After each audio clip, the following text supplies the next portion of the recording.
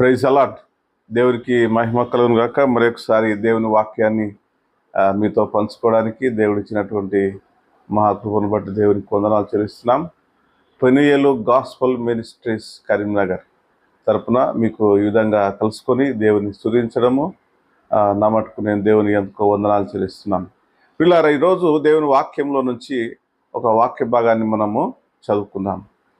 ప్రసంగి గ్రంథము 12వ అధ్యాయము 7వ వచనము ఈ విధంగా దేవుని వాక్యము మనకు సెలవిస్తూ ఉంది. మన్నైనది వెనుకటి వరనే మరలా భూమికి చేరును, ఆత్మ దాన్ని దయచేసిన దేవుని యొద్దకు మరలా పోవును.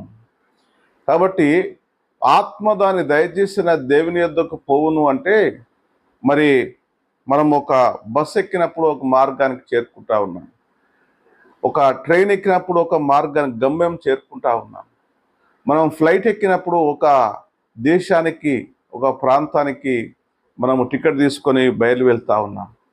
అలాగే మరి మనం ఎక్కడి నుండి వచ్చాము అని అంటే, దేవుడైన యెహోవా నరుని నీలమంటితో నిర్మించి వారి నాస్కారంధ్రంలో జీవాత్మను ఊదగా నరుడు జీవాత్మ ఆయను అని దేవుని వాక్యం మనకు ఆదికాండంలో సెలవిస్తాము. కాబట్టి అందుకనే ఇక్కడ గ్రంథకర్త అయినటువంటి జ్ఞాని అయినటువంటి ప్రసంగి జ్ఞాపకం చేస్తూ ఉన్నాడు. ఏమిటి అని అంటే, మరి ఆత్మ దాన్ని దయచేసిన దేవుని యొద్దకు తిరిగి మరలా వెళ్తుంది. అంటే నీ గమ్యం ఏమిటి?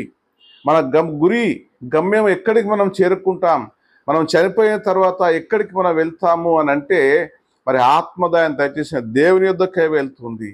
దేవుని యొద్దకు వెళ్ళాలి అని అంటే, ఆత్మ పరమాత్మని దగ్గరికి వెళ్ళాలి అని అంటే, ఈ లోకంలో ఉండగానే నిజమైనటువంటి దైవాన్ని, మరి ప్రభువైన యేసుక్రీస్తునందు విశ్వాసముంచుము, అప్పుడు నీవును నీ ఇంటి వారును రక్షణ పొందుదురు అని దేవుని వాక్యం సెలవిస్తాము.